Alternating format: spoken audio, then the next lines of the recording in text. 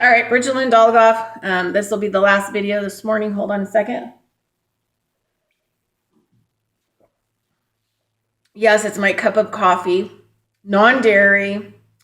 Had some super yummy, good flour honey, like a flower in your mouth. And half coconut and half almond milk. Yum. Okay, and I'm getting to the bottom where all the honey's at, the flour. The flour is in the bottom. All right, so I want to talk to you just real quick.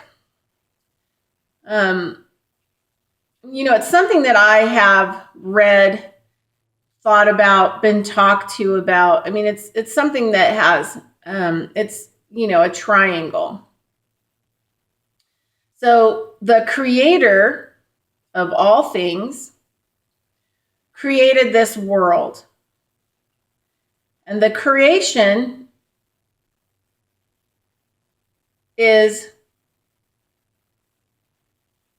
what we need to study to emulate in order to be co-creators. So there's a triangle. There's the creator, there's the creator's creation, the earth, whatever else the creator has created. The creation is the earth, the soil, the water, the trees, the plants. But in co-creating, or in the creation of the creator's creation, all of these beings came here to co-create, to teach us how to emulate as co-creators. So that means that the creator said to the trees and the tree world, do any of you want to participate in co-creating with me on or in a vibrational world called Earth, planet such and such, in such and such universe? And so the creator asked all beings from all worlds to come and co-create and live in harmony, right? To co-create with each other in a creation, so that it could be an education center to teach all beings how to co-create. Co-creation isn't, I live in the center of my universe and I conjure and manipulate reality to get what I want. Co-creation is that I go out into the creation and I observe and learn and am educated by the creation. Creator never meant for us to live in houses. Creator never meant for us to step foot off the soil into cars or homes or whatever else that we have. The part of the creating and learning to co-create and being a co-creator is living in the snow, living in the rain, learning how to adapt with nature, learning to gift and to be gifted the things that are needed, how to make what is needed from what was here in a good way, in accordance with creation, by the laws of the creator.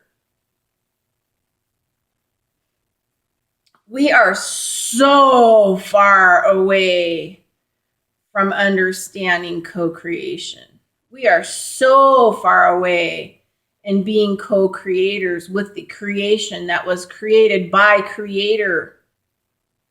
And we wonder why things are so bad here. We wonder why there's so much suffering.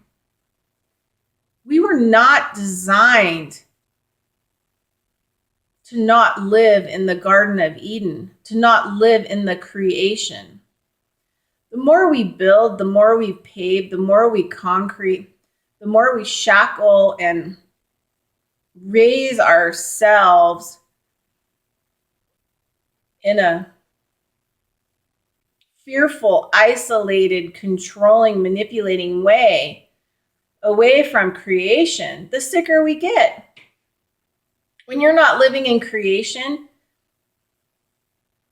you are not co-creating your own life, and you're not working with the web of life. There's a story about the grandmother spider who weaves the web, right? And she teaches the first language. She makes the first symbols in her web, right? So that communication can happen. Before that, my teacher, I have some different native teachers, and they say that, most languages were the sing-songy, right? They were sing-songy languages, but the song would be, "Hello, tree. How are you today? Is there anything that I can do for you? Thank you for being here. You are beautiful and magnificent, and thank you for the life that you give, and thank you for the medicine that you give, and thank you for, being here with me and teaching me and educating me," right? Sing-songy. So the language that they had a sing song for all things on this planet, for the soil, for the sand, for the rocks, for the plants, for the ceremony of the collection of the medicine and producing the medicine. And there's a lot of information about the fact that, and I know this firsthand, when I was a kid, I ate everything, leaves. I ate things like, I look back now and I think, that might not have been the healthiest thing to eat. But I grew up in a world where my family was super connected to the earth. And I believe without a shadow of a doubt from my experience that because of my relationship with all these trees and plants and whatever else, like even if it was poisonous, it would have changed its vibrational structure because I loved it and it loved me. And it would have changed its structure to let me eat it and to be safe. And it would have changed its structure to give me whatever was necessary to make me healthy. Because it knows way more than I know. It's been on the planet longer than I've been here. So when we're operating in creation, with creation, and we're learning from the plants, and we're being educated from the trees, and we're learning from the spirits in these things, right? The forces that are in them and the forces that they work with and against. Look at trees. I took this phenomenology course at Rudolf Steiner and also the biodynamic program and some nutritional stuff. But I took there was a tree class in phenomenology. It's based on kind of Goethe's work, left brain, right brain, observation, working with creation. And I remember we had to go out and we kind of had to draw. I'm not a very good drawer, so I drew stick trees, and you've watched the branches and how they move and all this other stuff and the structures, and you draw the bark and all these different things. You kind of spend like an hour. Rudolf Steiner had lots of all kinds of different trees, and you would go out and you would take a look at them all, right? And do a really solid observation for an hour. What do the leaves look like? What do the branches look like? What does the bark look like? How does this thing grow? Does it have lots of limbs, like, coming straight out? Does it just go straight up? I mean, the whole 9 yards. And then we had like an hour discussion on those observations. And one of the things that came up was the forces that the trees are working with and sometimes against. right? Because they're co-creators. So you have a thing called gravity here.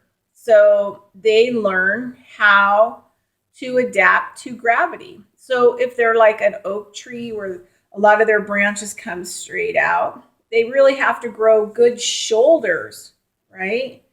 In order to support a major branch that goes out. And if you've ever looked at a tree exploding from lightning or whatever else, I like to go out into the forest. I collect what I call shoulders.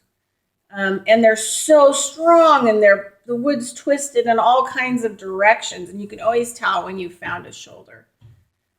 Because that tree has to make that in order to hold itself with and against gravity, right? So you also can look at their bark. And some of their bark goes straight down, which means like when it rains, those are like little water troughs that go down. And you know that the tree mostly is a standing straight tree and has smaller branches on it that don't need as big of shoulders on them because their arms, their limbs are not really big and heavy and having to hold themselves against the gravity or with the gravity.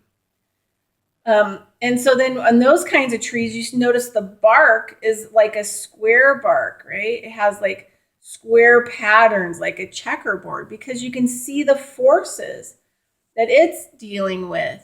Like when it came here to operate in co-creation, it had to adapt to all the other forces and spirits and beings, living beings that are here in creation. So when Creator went out, these are the stories that original people tell worldwide. That when the original creation was created, the Creator went out everywhere. All these beings made contracts to be here. And then they came here, and then the physical part of their expression had to adapt with each other to co-create a world. And then what do? We come in and destroy it. We scrape off the topsoil. So nothing really of any value will ever grow there again. We're talking like thousands and thousands, in some cases like rainforests, millions of years it took to co-create that. I wish people could like really figure out what co-creation means. And then we dig holes. We open mines and we gut the oil out. The oil was here to help the plates. So we wonder why we're starting to get really bad earthquakes. And while there's going to be some super bad ones in the future, is because the lubrication of the tectonic plates, the machined plates, I mean, it looks like a living being, but it's the first machine. The earth, it was a perfectly designed living machine of co-created parts that came from all over, from different worlds, from different dimensions, from different universes, and it was all created in perfection. My teacher Bavado used to tell me that the gold is where it needed to be for the vibrations and the frequencies in the earth, all the crystals.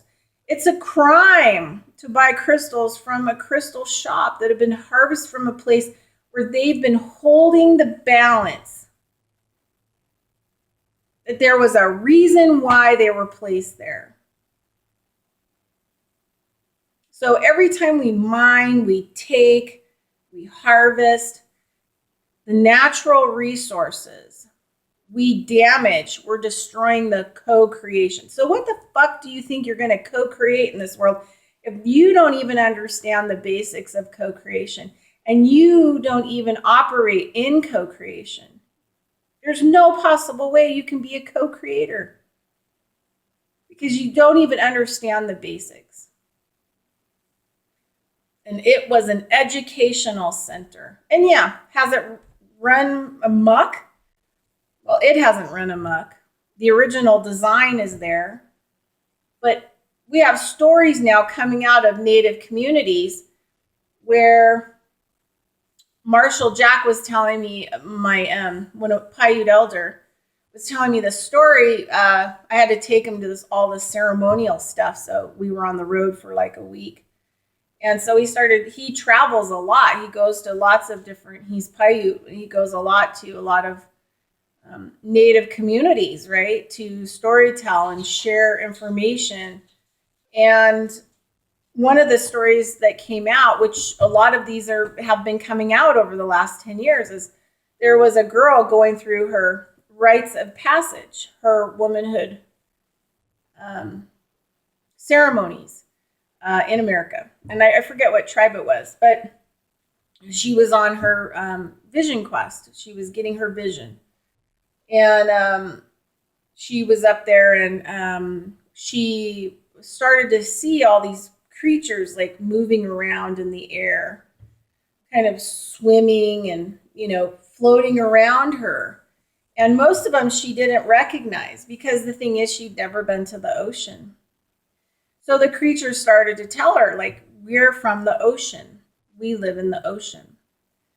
And we need you to give this message not only to your tribe, but we need you to get this message out to the world, that we ocean creatures have come to a time where we don't want to participate with humans anymore. So we don't want to co-create here anymore.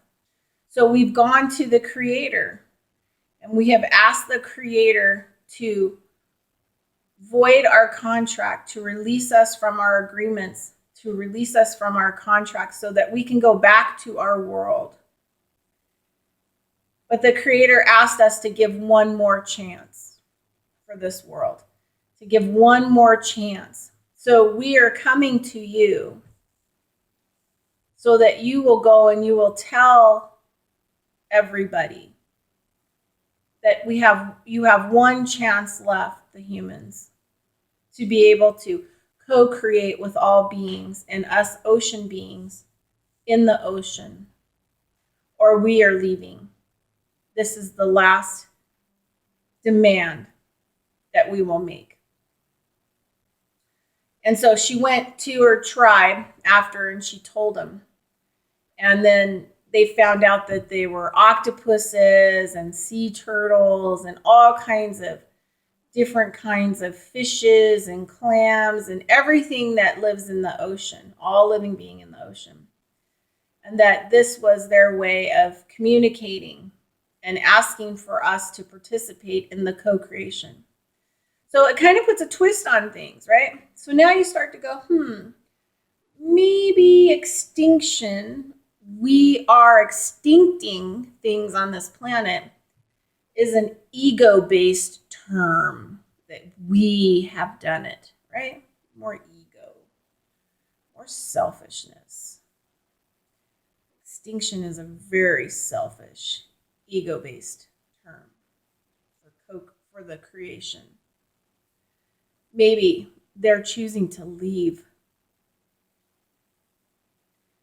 Maybe they've had enough suffering, that the initial reason that they came here was to co-create with us. But we're not co-creating. We're exterminating. And so they're choosing to leave, because they have nothing of value to give us, or to teach us, or to participate in.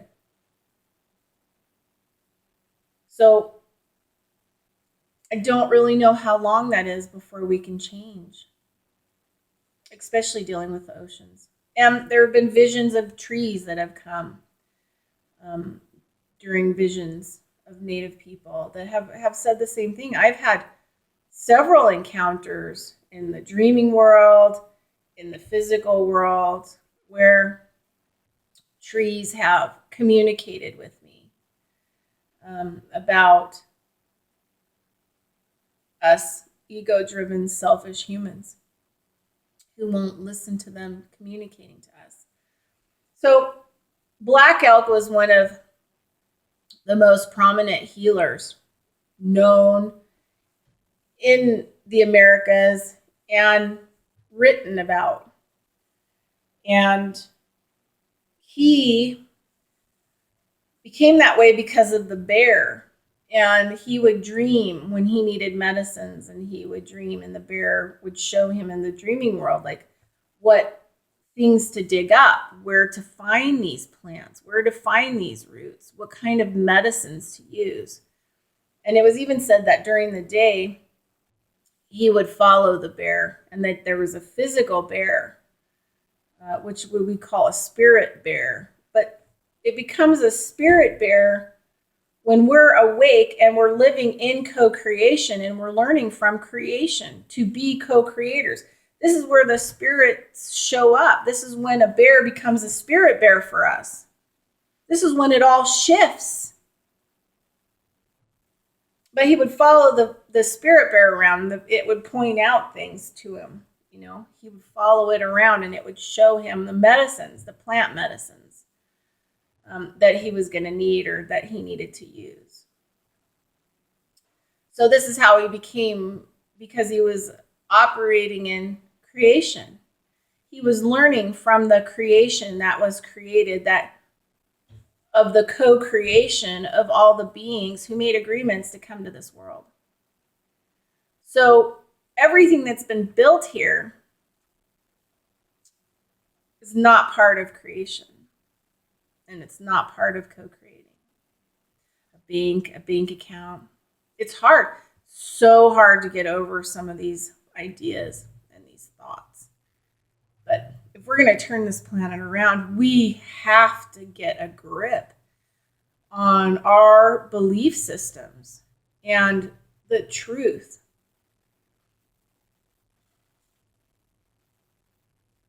Sorry, it just makes me super emotional. Anyway,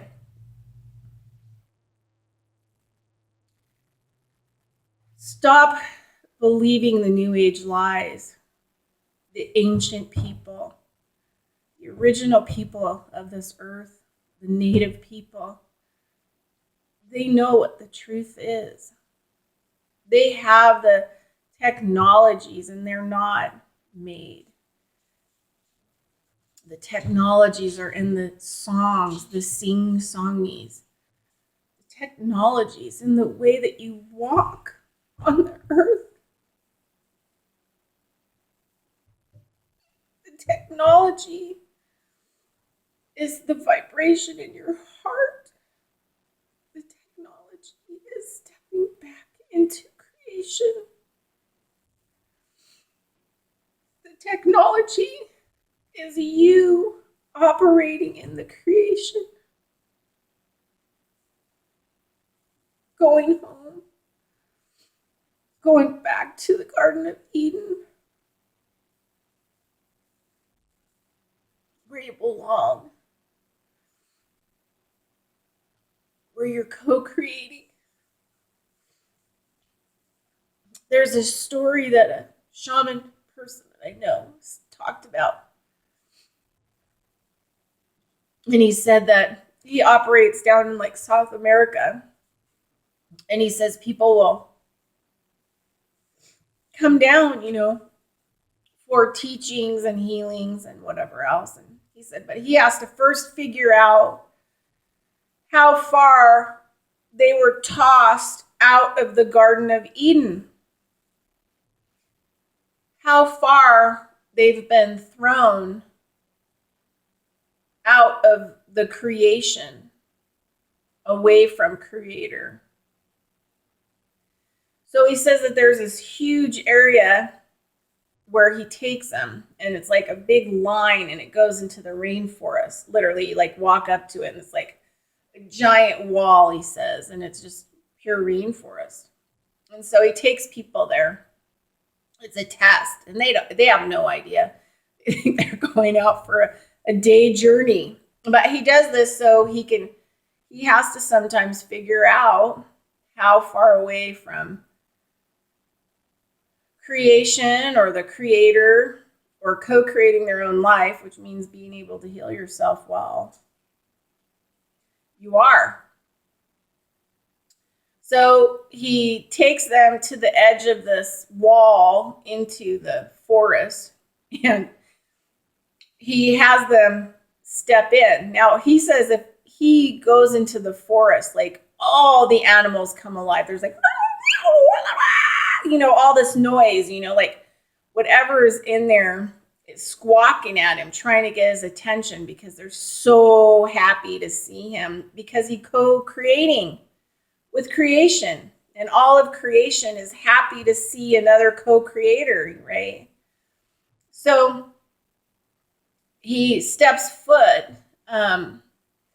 into, this forest, and everything just really comes to life and wants to see him and touch him and communicate with him and, kind of a thing, right? Because he's a co-creator.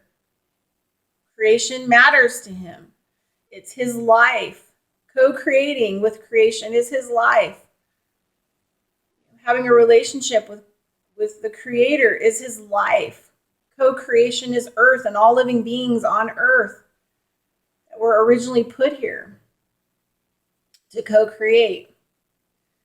So he says sometimes, he, kind of tells the person they're a little bit terrified, to walk into this forest because it's like looks so like ominous to them, terrifying, like snakes and monkeys and whatever else is in there, and people get terrified.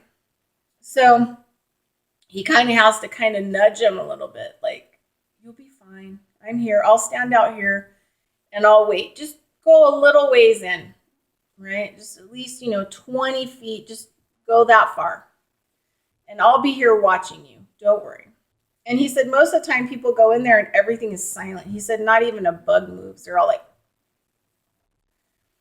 because the person has been tossed so far out of Eden, the Garden of Eden, that has no relationship with the totality of creation, of the relationship of all things, that nothing is there. It shuts off. It doesn't want to participate with the person. So then before he can heal them, he has to get the person to understand that they've been thrown out of the Garden of Eden. They've been thrown out of being that the creation wants a relationship with them. Creation doesn't want any kind of relationship with them. And if anything, the creation's going to hide. It's going to hide things from them. I mean, I love, in some of the Anastasia books, she talks about if you take care of your domain, it will protect you, right? That it's the kind of highest level of magical protection, really, that you could get. And so if you're not taking care of creation, like it will throw up a veil. May even throw scary things at you, right? To get you to leave that place because it's a sacred place. It's a place where it views you as dangerous because you don't have a relationship with it. So people will say, oh yeah, like I have this one tree I go visit. She's a huge cedar tree. But she never was cut down in the cedar forest because she has two tops. And she's kept herself short. She's fat and short. And so if you look at the canopy, you don't even see her like above the canopy. So first time I met her, I walked by her like 10 times probably in this forest, collecting cedar and stuff. And she had to watch me for a long time before she would trust me. And then she found me, or I found her, and then after that I could find her all the time. But I take things like if people give me crystals, I take the crystals to her. And she's been burned. She's been through 2 forest fires, and she still lives. She's said she's 500 years old, is what she says. And so I periodically go visit her, and I feel that working with her was one of the reasons that the drought stopped, at least in this area in Nevada. because when I started working with her like 5 years ago, wasn't a whole lot of water. I mean, a couple of years ago, Truckee River had no water in it, not even a freaking puddle. So I was going out to see her, and she woke up, and was watching me. I'd go out there. I was living out on a Indian trust land, and I was doing a lot of caretaking for the ceremonial area. And so I would drive to this secret cedar forest that I found, and I would collect cedar from the wind blowing the cedar limbs off, and I would collect it that way. And that's how I found her. And she said she woke up from a really long slumber. She'd been like asleep for like 100 years. And if you're 500 years old, 100-year nap is not a big deal. And she asked me like what the stuff in the air was, where was the water, what happened to the water. So there was a lot of questions that she had. So, I told her that we have chemtrails. They have like aluminum and metals, and they're killing the trees in the forest. And that there's no water, that there's been a drought for a while, like a really long time. Like it started when I was about 14 years old. And that a lot of trees are dying. There's not enough water. So she asked me to go get her a rock that had always been submerged in raw water, and to place it near her, inside of her, where this cooked, part was. And so I did. I went and I got her a rock that I felt like had always been submerged in water. She said because she needed to have a vibrational library frequency database of water, and that she needed this information. So she needed it to be within her field so that she could collect the data and information of water kind of from a being like a rock or, something like that has never known drought, so that she could communicate. And so I did that for her, and she said, thank you. And she said that she was going to, because she could communicate with the trees from her home planet or her home world, that she would communicate to all the grandmother trees and all the forests worldwide and communicate the information that I gave her, and try to fix and restore what's going on. And so it was kind of a really cool moment where I was like, wow, the trees are waking up, the trees are going to wake up, and they're going to get back in the game. And I'm doing my part. I'm being a co-creator, right? And I'm helping. I'm doing what I'm being asked to do for the greater good. I would not want to live on this planet without trees. Trees are like my favorite thing here, like unbelievably, hands down, are just my favorite thing in the world. Sorry, it's this Cancer, Mars in Cancer, and the Cancer new moon today, and it's just bringing up a lot of emotional stuff. But sometimes I don't really tell people a lot in my videos because it does bring up a lot of emotional stuff. And I haven't felt good about exposing myself in such a vulnerable way. But this tree, I feel like she brought all this snow and water, and because she communicated and woke up some of the bigger trees, like probably the sequoias, like thousands, and 200-300 year nap for a tree is not a big deal. I'm gonna check out. I've been awake for 500 years. I need like just a little snooze. Everything looks like it's fine. Then they wake up and they go, fuck, what the hell is happening? Whoa, I just went to take a little nap, and The world is fucked. So that is like my work as I dive deeper and deeper and deeper into a deeper relationship with the creation that's here. So in order for you to really co-create, you better man a shovel. You better walk away from whatever kind of dark road you're walking down, because anything that is more important and valuable than the soil, the forests, the trees, the air, the water, the earth, the original creation that was put here, in your relationship with the Creator, which makes you a co-creator, is a path you shouldn't walk. The good road, the red road, is with Creator and the creation. And you, as a listening, feeling, in a good heart, in a good mind, in a good way, co-creator of the creation that the Creator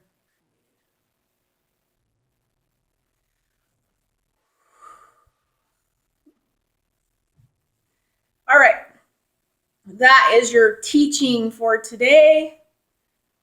One of the most beautiful teachings and important teachings on this earth. And I wish you a blessed